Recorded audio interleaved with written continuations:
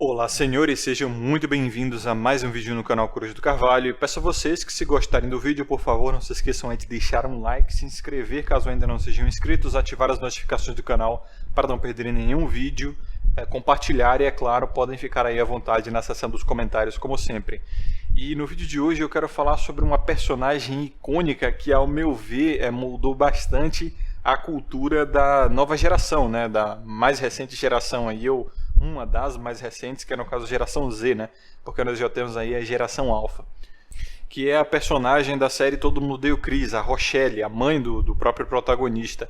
E é uma coisa que eu sempre me pegava vendo, principalmente nas épocas de Facebook, aí, de 2012 a 2015, era uma grande romantização em cima daquela personagem, né? Como mãe, como esposa, como personagem em geral, né? Todo um culto à personalidade ali, porque era dito que a Rochelle é a própria caricatura da mãe brasileira, cara. E os caras falavam assim que aquilo era mãe de qualidade, isso que cria filhos saudáveis e tudo mais.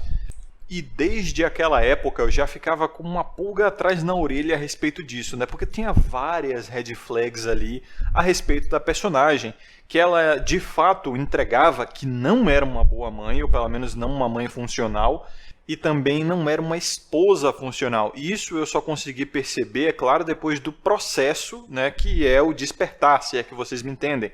E eu vou citar e analisar nesse vídeo só algumas das red flags que eu me lembro da Rochelle naquela série, tá? E antes de começar, é claro, eu vou pedir para vocês aí fazerem o senso crítico, tá? E vocês mesmos façam os paralelos com a realidade. Eu vou citar só a personagem e vocês vão aplicando a caricatura aí, né? Se é que vocês me entendem. Então vamos lá. A Rochelle, ela é acima de tudo uma mãe muito violenta, tá?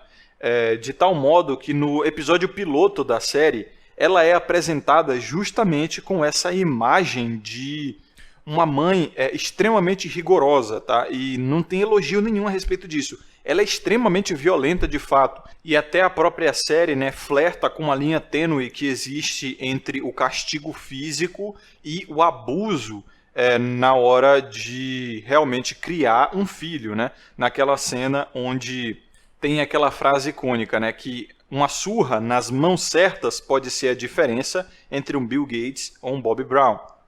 E assim, não fica claro na série exatamente até onde isso é uma característica individual da própria personagem Rochelle, ou isso é, segundo o próprio autor, Chris Rock, que também é escritor e diretor da série, né? Se isso é uma característica comum das mães de etnia negra, né? Vocês têm que lembrar que a série Todo Mundo Odeia o Chris é uma série muito carregada de conteúdo racial, de fato, de várias comparações assim entre negros e brancos, que ao meu ver muitas vezes é até desnecessário, tá? E eu também acho que ela pautou essa série, né? Já que mexeu tanto com a estrutura social do Brasil, principalmente na geração Z, né? Eu acho que essa série pautou muito os diálogos raciais e até o identitarianismo negro no Brasil.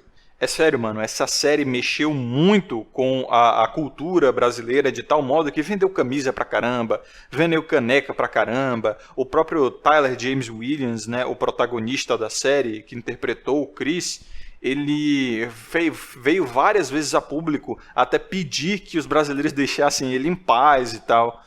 E essa série justamente explodiu mais ou menos ali na época onde o Brasil se tornou woke, né?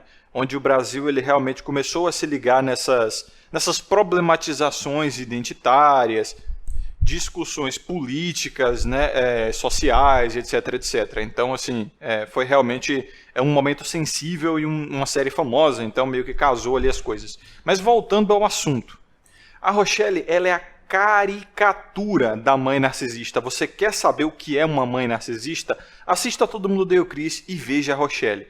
Outra coisa que também é dito logo no episódio piloto, né, mostrando ali a caricatura da personagem, é que ela é a famosa pobre soberba. E isso é narcisismo puro, é a definição de narcisismo, né? É aquela projeção do ego tão grande, onde a pessoa se importa mais com o que parece do que com o que ela é e o que ela faz, né? E ao longo da série existem várias atitudes narcisistas da Rochelle, onde ela, mesmo passando até dificuldades financeiras, sem poder dar um presente para o filho primogênito, né, ela decide, é claro, não receber doações de comida para não parecer que está passando necessidade, como também decide devolver ainda mais comida e da melhor qualidade, né? Como os produtos de marca e tal, que é quase um personagem à parte na série, né? A tal dos produtos de marca famosa ou coisa do gênero. Então você vê como esse narcisismo destrói a família, tá? Consegue inclusive destruir as finanças da família. E esse narcisismo muitas vezes é estimulado e dado poder pelo próprio Julius, o pai do Chris, né? Que é um outro personagem à parte que vale até um vídeo análise a respeito dele. Que é assim, a caricatura também do marido rendido, sabe? Que é uma montanha, é gigante, forte pra caramba, mas tem medo da esposa, sabe? Que pede desculpas simplesmente patologicamente, é um indulgente patológico. Onde ele, inclusive, em um determinado episódio, né, ele dá um dos piores conselhos pro Chris a respeito de mulher, cara. Que é aquele clássico, né? Lidar com mulheres é você pedir desculpa sem saber o porquê você está se desculpando, sem estar errado e simplesmente não faz sentido, apenas obedeça. É um dos piores conselhos que você pode dar a um garoto, um adolescente naquele caso. Então você vê que o Chris ele veio de um lar disfuncional. Claro, o personagem, não necessariamente o próprio escritor, né? De fato, a série ela tem inspiração na vida do escritor e diretor Chris Rock, mas não é exatamente aquilo ali, tá? Então, o narcisismo e as consequências catastróficas desse narcisismo da Rochelle ficam evidentes naquela clássica também, né? Meu marido tem 2 empregos, eu não preciso disso.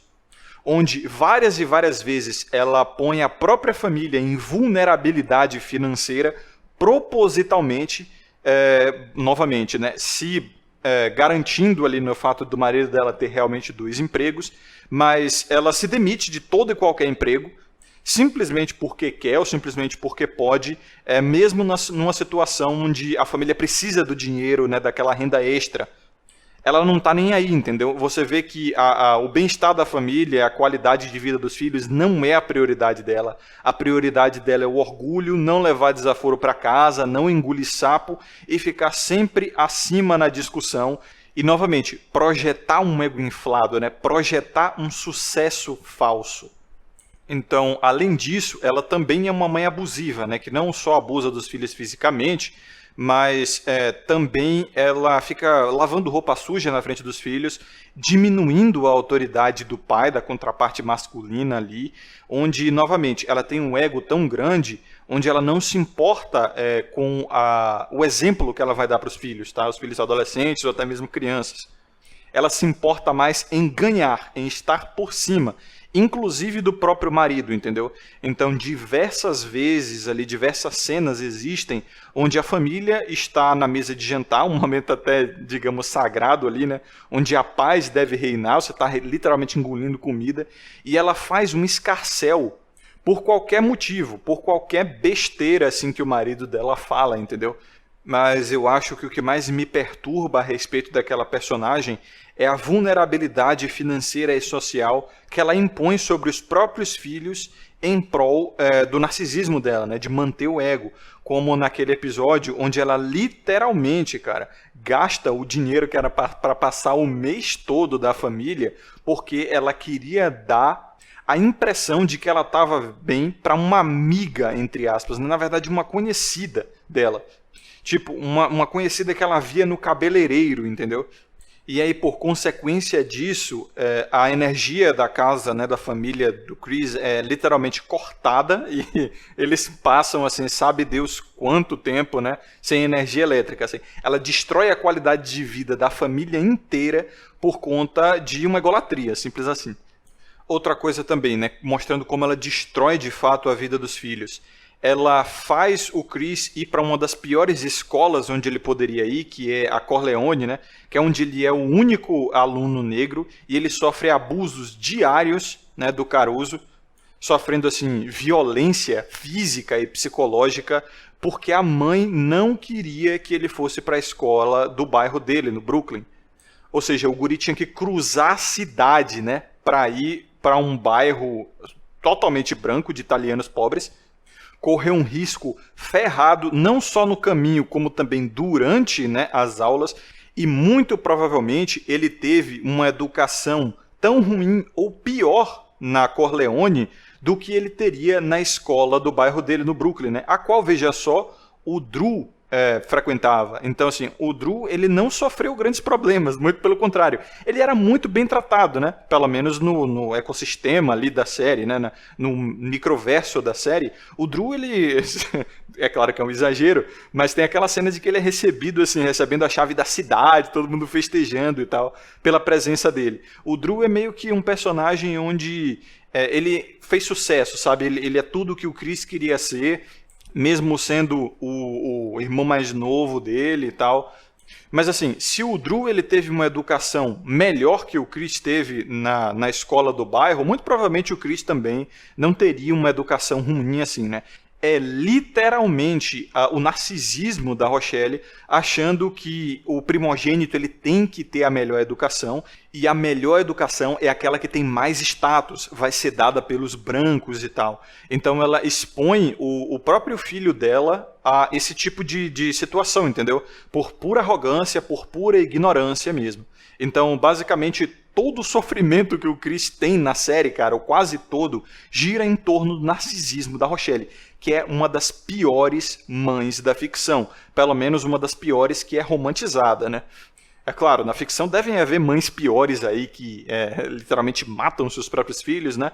Mas, poxa, convenhamos, pro nível que a Rochelle é romantizada nesse Brasil veronil, irmão, ela é com certeza a pior, né? Mas enfim, eu poderia ficar aqui minutos falando sobre como a Rochelle é uma péssima mãe, mas esse vídeo aqui tem um tempo limitado, né? O interesse das pessoas é limitado. Poxa, então vamos lá para por que ela é uma péssima esposa. E isso também descamba em ser uma péssima mãe, por quê? Porque não existe uma boa mãe sem ser uma boa esposa. E esses argumentos não são meus, são do Raccoon. Vou deixar aqui na descrição um vídeo dele, onde ele literalmente diz isso. O título do vídeo é esse, né? Porque uma boa mãe precisa ser também uma boa esposa. Mas basicamente gira em torno do fato de que uma mãe, quando ela quer realmente o melhor para o seu filho, ela vai entender a mente infantil e saber que a neurociência da mente infantil realmente precisa, seja menino ou menina, de um arquétipo paterno, tá? Um exemplo paterno forte dentro de casa. E uma das melhores coisas que ela pode fazer pelos seus próprios filhos é ter um homem, né, de qualidade dentro de casa. Mas não só isso, ela precisa também ser uma boa esposa para esse homem, entendeu? Ela tem que tratar esse cara bem, ela tem que apoiar ele, né, e ajudar ele a se desenvolver de fato. Porque ela não vai estar fazendo isso por ele, ela vai estar fazendo isso por ela também, como também para os próprios filhos, tá? Então esses argumentos, eu recomendo muito esse vídeo, né, tá aqui na descrição e no comentário fixado. Mas assim, primeiro de tudo, a Rochelle esconde dinheiro da família, cara. Pois é, né? Não teve o gordão Ucrânia aí dizendo que o marido esconder bens da esposa é algo inadmissível? Pois é, né? Nós temos esse tipo de atitude assim completamente normalizada e de certa forma até incentivada e celebrada na nossa ficção. A Rochelle esconde dinheiro não só do marido, da família inteira, dos próprios filhos, tá? Esse é um bolo de dinheiro que ela guarda, sabe Deus para quê? A justificativa é, e se você morrer, né, Julius? Poxa, mas por que esse dinheiro tem que estar escondido? Por que não pode estar numa conta comunal, né, do casal ali, uma conta compartilhada? Por que ele não pode saber desse dinheiro? Aquilo é, obviamente, um dinheiro reserva para caso ela precise abandonar a família, né? Inclusive, uma das paranoias do Julius, né? Num flashback não, mas uma cena assim, né? Onde ele imagina a Rochelle dizendo, eu tenho meu próprio dinheiro, eu vou me embora, e abandona ele. Então, o Julius, ele é um personagem bastante dependente da esposa, né? O medo dele é realmente perder a esposa, de tal forma que ele se sente extremamente desconfortável, na verdade, na presença de outras mulheres, né? Ele é um cara extremamente inocente, tá? Acima de tudo. Na verdade, eu diria até ingênuo demais. E ele também é muito fiel. Ele, assim, é um marido que caiu do céu, tá ligado? Ele é um excelente marido. Como pai, ao meu ver, ele é uma boa figura. Ele dá uns conselhos merdas pro Chris, sim. Como aquele, né, de como lidar com as mulheres. Mas, poxa, aquele episódio da meia da sorte, né, onde ele tem uma conversa com o Chris, ou aquele monólogo dele sobre respeito, Embora também existam citações na série onde ele é violento, né? Também ele demonstra assim, certa violência, uma violência em alguns momentos até fatal, né? Como naquele momento onde o Chris vai ver os cintos que o pai usava para surrar os filhos, e o cinto do "eu tô vendendo drogas" é literalmente uma arma. Assim, é trágico, mas também é cômico, né? Mas, ao menos na série, né, as demonstrações de violência do Julius são infinitamente menos frequentes do que as da Rochelle. Então, assim, enquanto o dinheiro do Julius, né, do pai, é da família toda, e até tem um diálogo deles a respeito disso, então meu dinheiro é de todo mundo, e o seu é só seu, e ela fala, então me dá, e puxa o dinheiro da mão dele, e continua guardando dinheiro. Tipo, ela até oferece, né, depois o dinheiro pro Julius e tal, e aí rola a comunhão ali de bens de fato. Mas assim, aquilo ali é a maior das red flags, ou uma das maiores, né, a respeito de como ela é uma péssima esposa. Tem também o episódio da cocagem, né, onde ela reencontra um antigo amor dela, e ela claramente fica dando bola pro antigo parceiro que ela teve. E assim, enquanto o Julius ele fica extremamente desconfortável, extremamente culpado quando ele dá um tapa na bunda daquela amiga da Rochelle lá, achando que era ela, né, a própria esposa dele ali, ele pede desculpa a ela, ele confessa e tal. Ela, obviamente, pesa a respeito disso na mente dele e tal, mas você vê aí a diferença de fidelidade, né? A diferença de investimento, de fato. Isso é bem caricatural, tá? Essa coisa de chamar a esposa de patroa, de ser submisso, de fato, é uma coisa caricatural e, assim, é uma série já antiga, né? Eu acho que é do começo dos anos 2000, da década de 90, e que se passa na década de 80. Então vocês veem aí que já tem décadas essa subserviência masculina, e a gente sabe muito bem, né? Isso começou bem na década de 60 por várias pressões socioculturais e políticas aí, muitas vezes até legais, né? Então, você vê como a Rochelle adora ser apreciada por outros homens de fato, né? Em vários episódios, assim, a respeito da própria vaidade que ela tem, né? Bem comum de uma narcisista, como também ela não tem problema em demonstrar um comportamento vulgar em corte na frente dos próprios filhos. Como, por exemplo, isso no caso para escapar de uma punição, né? Para escapar da responsabilidade de desacatar um policial. Como naquele episódio lá do tribunal, né? Como vocês se lembram. E assim, outra coisa, eu acho que... Eu não sei qual é a maior red flag, mas todas são enormes, que realmente mostra que a Rochelle é uma péssima esposa, uma péssima parceira, é aquele episódio da crise de meia-idade que ela tem, né? Quando ela descobre que o documento dela estava errado e ela é, na verdade, 1 ano mais jovem do que ela é. Então, assim, ela cai numa síndrome de Peter Pan e começa a achar que é uma jovenzinha de 15, 16 anos, tá ligado? E, novamente, ela para de cumprir as funções ali demarcadas, né, de uma mãe, de uma esposa. Ela começa a se vestir vulgarmente, a ter companhias extremamente delinquentes. No caso, uma ex-presidiária, né, uma criminosa de fato, que é a mãe da Tasha, né? Passa a sair sozinha à noite, frequentar, digamos, ambientes de mulher solteira, né, se é que vocês me entendem, que, assim, é um papel que o Julius não se presta, ou pelo menos o que a gente vê do Julius é de casa para o trabalho, do trabalho para casa, até porque ele nem tem tempo, ele trabalha em 2 empregos e, assim, ele dorme 6 horas por dia, ou até menos. Então, para resumo da ópera, velho, a Rochelle ela é muito romantizada, né, na nossa cultura, na cultura pop brasileira, e assim, isso só mostra a inadequação da nossa cultura, a inadequação do imaginário social, para botar uma personagem literalmente doente, tá, com níveis clínicos de narcisismo, egolatria, borderline também, tá, dá para ver borderline ali nela, e até mesmo outros transtornos mentais. Mano, para nossa sociedade vangloriar uma personagem assim, é porque a gente tá doente pra caramba, cara.